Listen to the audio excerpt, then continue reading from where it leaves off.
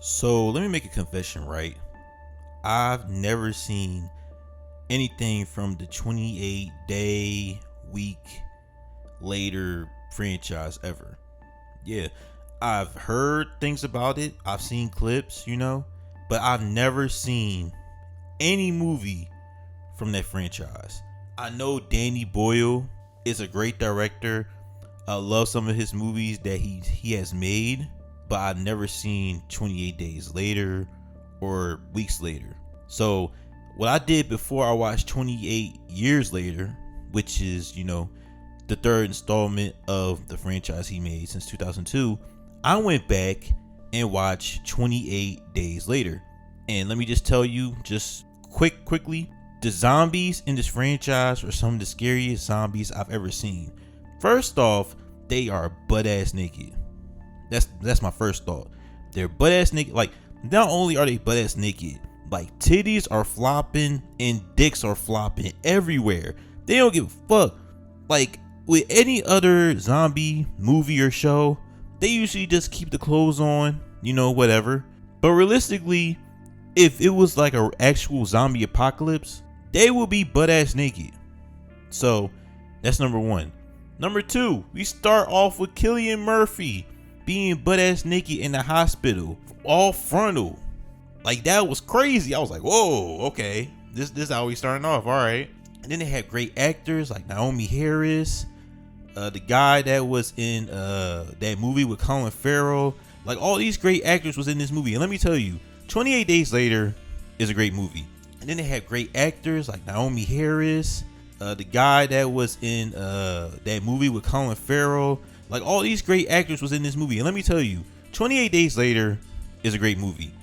The way it looked gave that old feel, that gritty feel. And then you see how vicious the zombies are.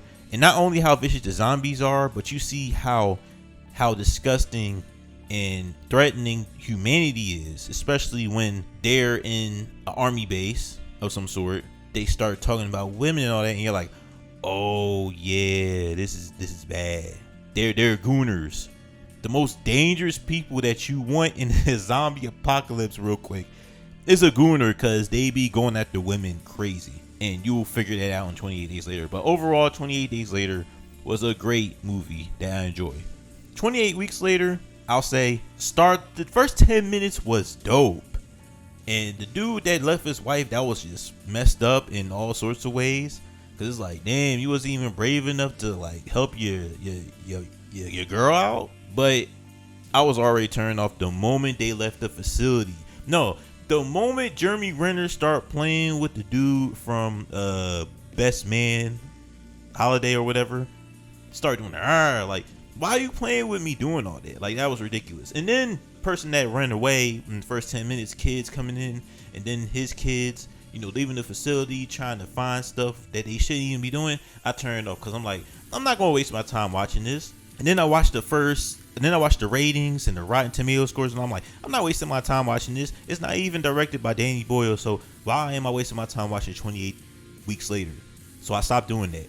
So now we here with 28 Years Later, with the return of Danny Boyle, with Aaron Taylor Johnson, with Jodie Comer, and with Voldemort himself, Ralph Fiennes, who was almost Best Actor this year, but somebody else gotta get it. And so I'm like, oh man, the trailers look good. Everything looks amazing. They filmed it in the iPhone, which is great. Like, the music is dope. The concept and everything is dope. Like, I'm loving what I'm seeing, right? And then I'm seeing the reviews. I'm seeing the praise it's getting. It's the best movie of the year. And I'm hyped up. That's why I'm rewatching these movies, because of how hyped this movie is getting for the past 2 weeks. And let me just say, the first half is some of the best stuff I've seen this year. Starting off for Aaron. First off, it starts off, I don't want to spoil it, but let's just say somebody had to babysit and it ended up being tragic. And that was really messed up. I will say that. And then the story really starts with Aaron Taylor Johnson with his son, trying to be a man there in, I'm guessing, like Scotland or something like that. And they're in the island where they're able to survive because the road that they're in, between the area they're in, and then there's another area where all the zombies and stuff are at. they can block it off because there's a way let's just say they have a block path so the zombies don't come in. So Aaron Taylor Johnson, his son, goes into the forest to for the son to prove himself that he's ready to be a hunter and to basically survive amongst the zombies, shooting arrows and all that, because they don't have guns, nobody's there to protect them, so they gotta do stuff on their own. They basically, society is backwards now and they gotta start using arrows and stuff. So the son comes in, starts shooting stuff, he's messing up, all this stuff going on, and Aaron Taylor Johnson had to do what he gotta do to help protect himself and his son, and they're trying to go away and survive these big mutant ass zombies who are strong as shit. So to get the point straight, the first half of 28 Years Later, because I don't want to spoil anything, was great. And I can see why people will say this is the best movie of the year. I can see that. But the problem is, there are some flaws with this movie that I just can't help but notice. Number one, personally, with two movies, kids are holding us back with these movies, man. Like, for real. The smartest kid in this franchise is the first one, because she's, doing some simple stuff to survive, to help Naomi Harris and Cillian Murphy survive the apocalypse and doing all that. So it's like, cool, that little girl is smart. All these other kids in these movies are not smart. One already told you from 28 weeks later, they just leave the facility knowing that there's a zombie apocalypse happening and that danger could come amongst them if they do certain things that they're not supposed to do, and they do it anyway, and it just frustrates you. It's like, damn, why are y'all doing this? So that just turned me off. And then in this movie, understandably so, this kid's first time, Aaron Taylor Johnson's son, it's his first time, going outside hunting zombies basically. And he's scared, and he's gonna fuck up, and he's gonna make mistakes. That happens. But then there's another story in this movie where Jodie Comer comes in, and she's basically the mom, and she has something wrong with her that the son is very curious about and wants to help solve this issue. And so he finds out there's a doctor in the forest that they just left after seeing all the mutant zombies and all the zombies that he's seen that freaked him out the first time. He's like, maybe I should go back and call the doctor and make sure my mom, understandably so, gets cured. After he's seen all that, he still went without the dad. And I'm not going to spoil why he split with the dad, but it's crazy why he did that. And then the movie starts picking up a little bit because I was a little frustrated with his decision making. And we see Ralph Fiennes as the doctor, and he is amazing in this as the doctor. Like him. But before that, he was with this random soldier making funny jokes. I'm like, all right, the tone kind of shifted a little bit, because it's like, what is this? Is this a survival mode, or is this like a comedy? Like, I don't understand. And then there's a lot that's going on in this movie that will make you go crazy. After the soldier part, as soon as they meet Ralph Fiennes, the movie comes back and becomes a great movie as it was before. And I'll just say this ending was great. It was good. It picked up from where we left off, where everything was just silly and shit, and it picked up to being a dramatic survival movie. And you're like, damn, man, this is tough. I can see why this ending good. And then the biggest flaw of all was the very ending. I did not mess with the ending at all. I did not mess with it, man.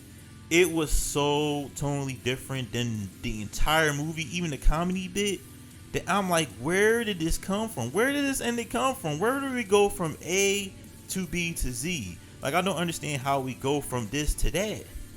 Especially looking at, the first movie to even a little bit of the second, and then the third. It's like, when the fuck does this become Power Rangers, bro? Like, it's getting to a point where it's just ridiculous, man.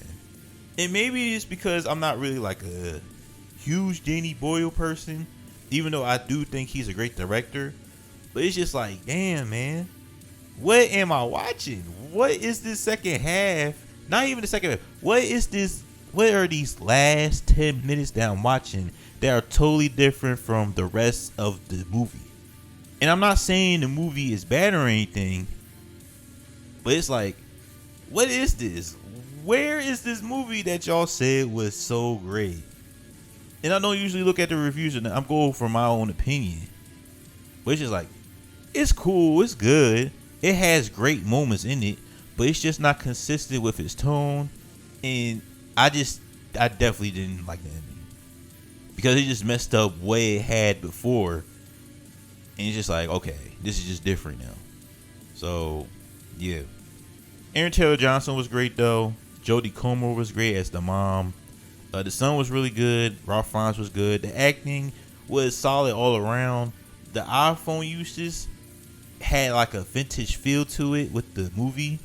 And I really enjoyed that. And I understand people are hype about that. But the plot being so different and the tones, not mixing. I would just say this movie has two different tones. And you're either going to go with it or not. And that's all I'll say about it. But for me, I did not really mess with it. So this is more of like, I'm not gonna lie, a 7.5 out of 10. That's why I'll get this movie. If it didn't have that little bit of ending, it might have been an 8 or 8.5, but it's a 7.5 out of 10 for me. So that's it for my quick little review or rant on 28 years later. And I'll catch y'all people later. All right, y'all. Peace.